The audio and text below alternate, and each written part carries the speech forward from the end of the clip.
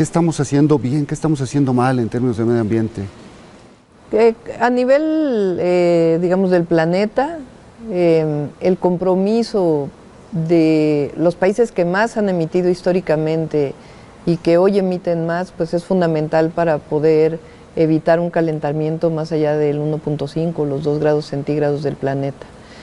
Eso tiene que ver con la reducción de la combustión de combustibles fósiles y tiene que ver también con la reforestación. ¿Qué es lo que ocurre cuando hay quema de combustibles fósiles? Se emite principalmente dióxido de carbono, CO2, que es un gas que permanece en la atmósfera por mucho tiempo y genera este efecto que se llama efecto invernadero, que eleva la temperatura del planeta, cambia el clima, cambia el patrón de lluvias.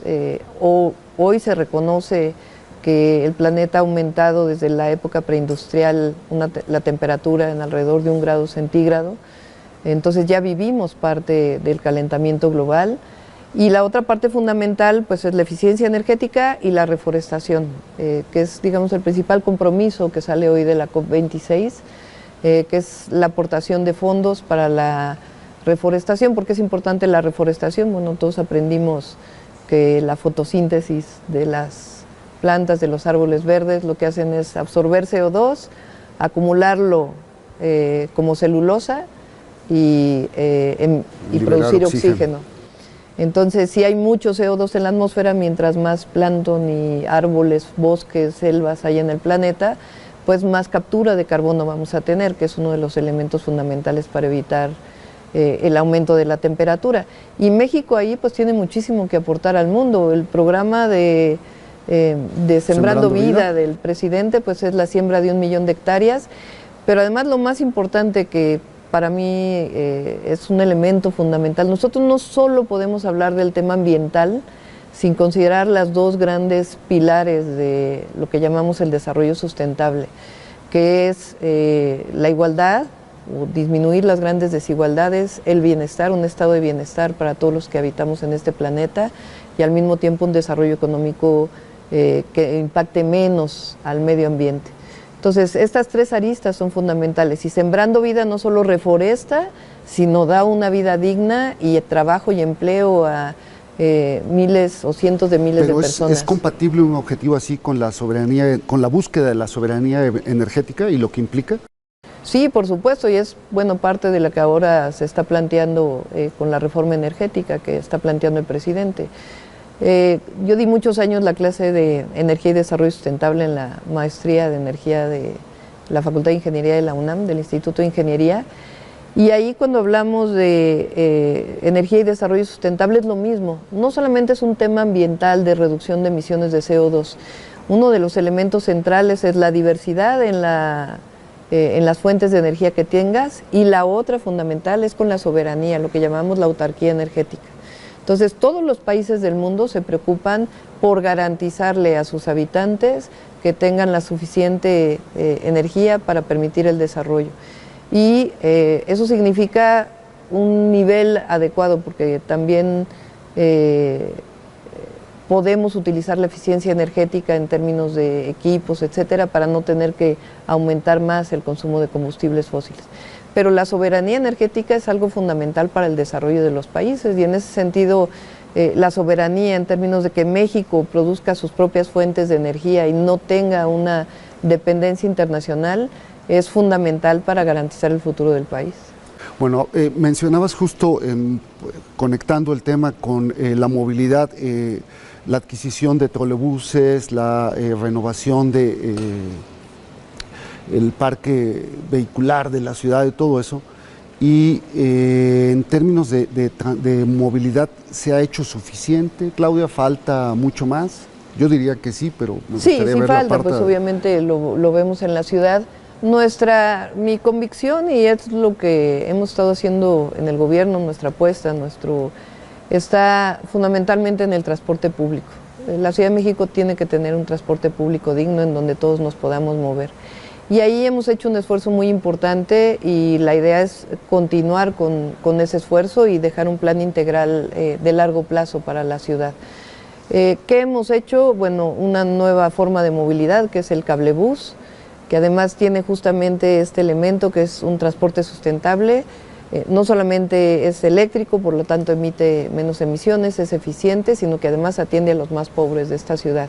Estamos garantizando la movilidad de la periferia al centro, de aquellas poblaciones que tienen menos recursos económicos, principalmente en la Sierra de Santa Catarina y Sierra de Guadalupe. Son dos proyectos de una inversión de alrededor de 7,000 millones de pesos y que son accesibles para la población.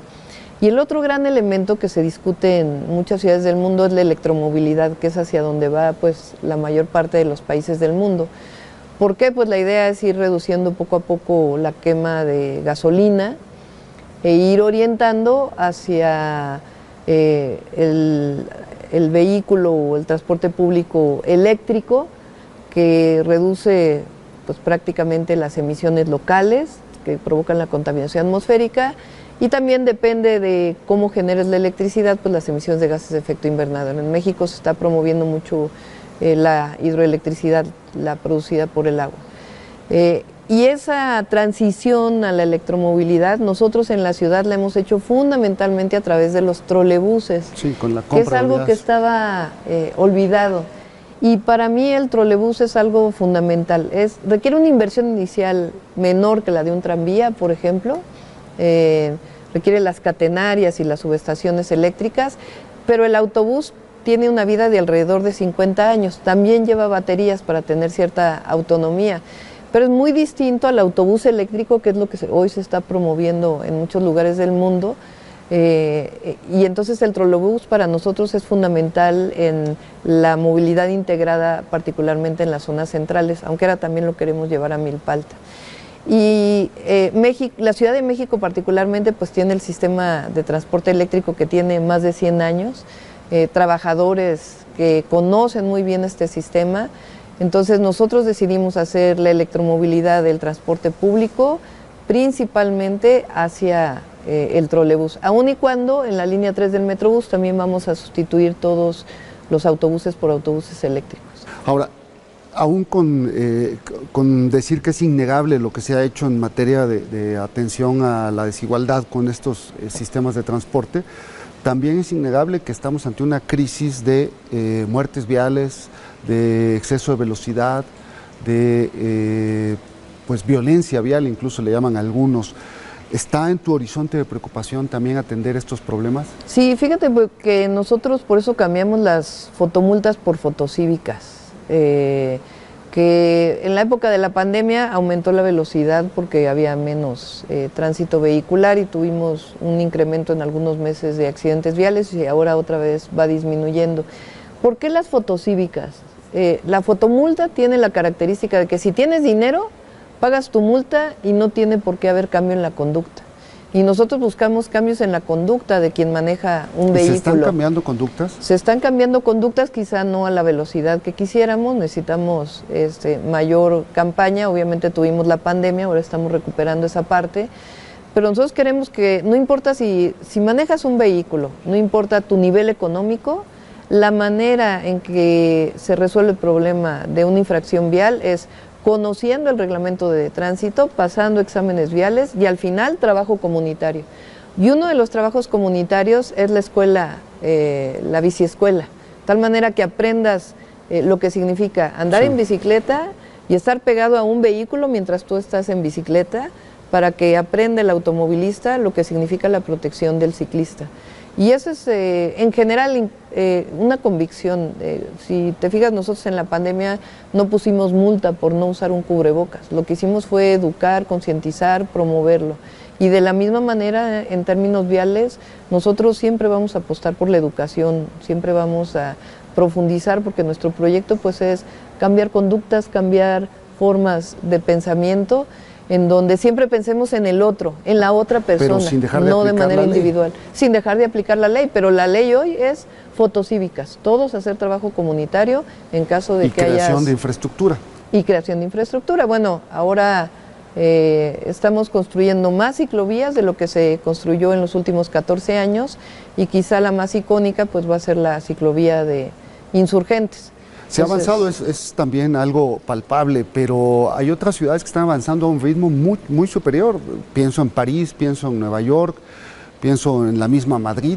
Sí, ¿Podríamos aspirar a llegar a esos niveles? Sí, pero requerimos una inversión muy importante en transporte público y en la medida que seamos conscientes de ello y esa sea nuestra orientación, pues vamos a ir avanzando en ese sentido. Déjame preguntarte por la relación con los alcaldes. Tienes una ciudad que la mitad prácticamente la gobierna la oposición a tu partido. ¿Prevés problemas en el resto de tu gobierno por estas condiciones o crees que pueda gobernarse en términos civilizados y de armonía con ellos? No, nosotros así vamos a gobernar siempre, lo he hecho desde el principio del gobierno de la ciudad y esa va a ser nuestra línea. Hay diferencias obviamente y la gente pues las percibe. Cómo gobernamos nosotros de una manera austera, sin excesos. Yo no tengo guaruras, uso un automóvil austero. Cuando puedo voy en bicicleta, camino por la calle.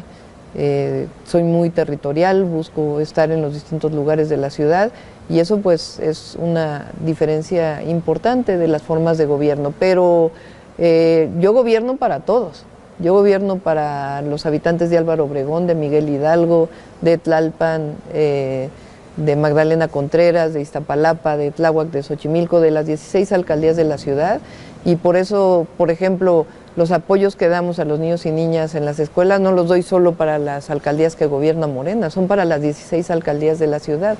Que te han criticado mucho, la oposición te ha criticado mucho por este programa justamente de apoyo a los estudiantes. Pues no sé qué les molesta, porque nosotros estamos creando derechos sociales y estamos apoyando la educación. Entonces, por eso digo, hay proyectos distintos, son proyectos distintos de nación. Ellos creen en un modelo económico. Ellos y en general la oposición creen en un modelo económico que fracasó, no solamente en México, sino en el mundo entero. Nosotros estamos apostando al futuro, tenemos una visión en lo que creemos es en una economía moral y también creemos en una forma distinta de gobernar y de que el dinero no lo es todo, como personas inclusive, sino que lo más importante inclusive es la solidaridad y el apoyo a los demás. Entonces es un proyecto distinto. Ahora, en la gobernabilidad de la ciudad, yo soy la jefa de gobierno, hubo una explosión de un tanque de gas en Miguel Hidalgo, pues ni modo que porque Morena no gobierna Miguel Hidalgo no esté ahí, ahí voy a estar y voy a estar siempre en cualquier lugar de la ciudad donde haya un problema. ¿No van a aflojar el paso? No, de ninguna manera y además en esta ciudad la transformación avanza. Bien, muchas gracias Claudia Sheinbaum por esta entrevista. Gracias.